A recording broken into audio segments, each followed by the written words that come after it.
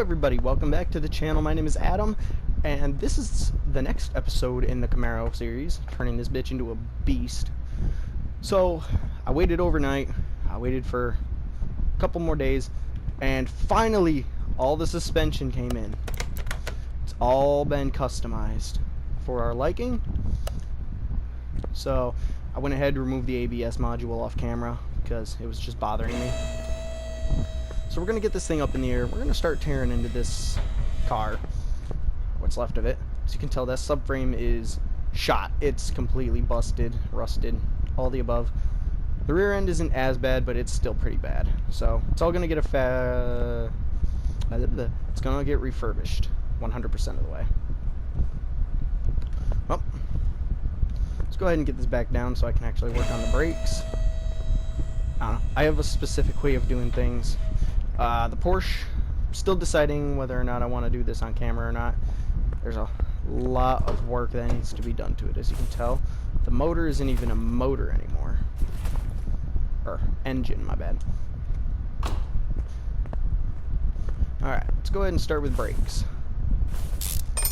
We have a couple of custom calipers coming in. That have come in, actually. They're nice and painted. They look really, really good. The shocks are also custom. I just wanted to add a little bit of variety to the suspension. Still waiting for them to add custom performance suspension bits, such as like springs and shocks and stuff like that. I believe that'd really make this game something. I'm also waiting on DLCs. I really want more DLCs. Alright, that should be all the brakes. Let's get this thing up in the air so we can start ripping in it. But I want more DLCs. Like, the Porsche DLC is good. I just got the Dodge DLC.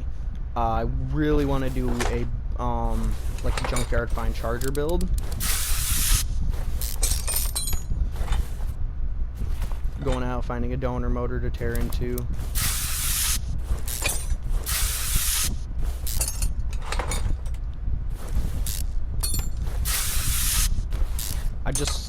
A Charger is my dream car, specifically a Dodge Charger Daytona, but a Daytona is going to be so damn hard to find, it's just not going to be really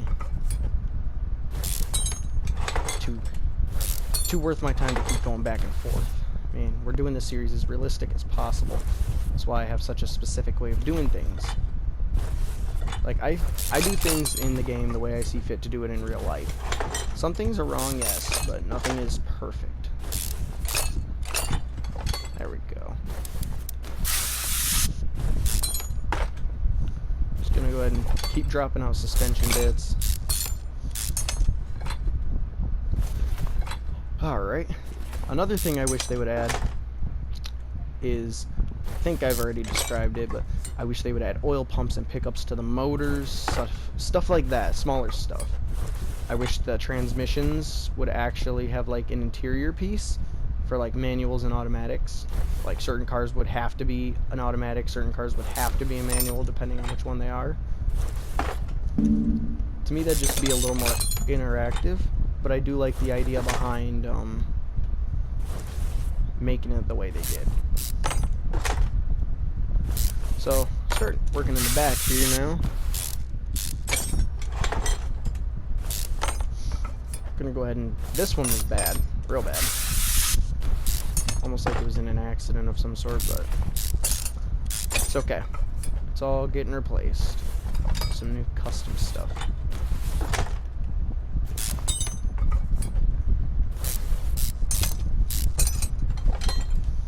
Reason for choosing this car is just, it's a random barn whenever I go into one, so I really like to have some variety in what I do. Let's go ahead and drop the fuel tank while we're back here. That's a brand new fuel pump, just had to get it back there to get it running, but it didn't run, so.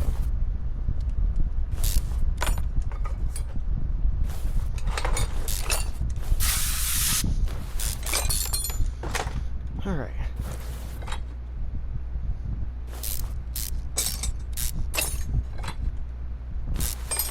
Another thing they would just add gears, like custom gears to the back of it, that would be pretty fun too.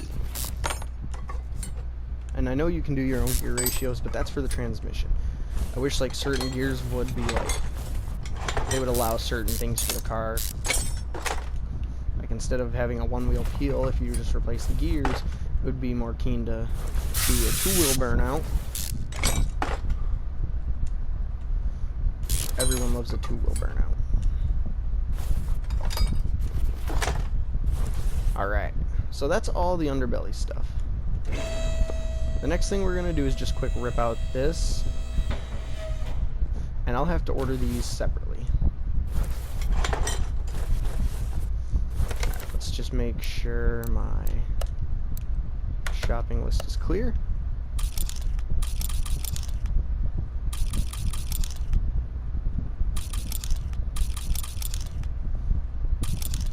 Alright, let's go ahead and get this all tore out.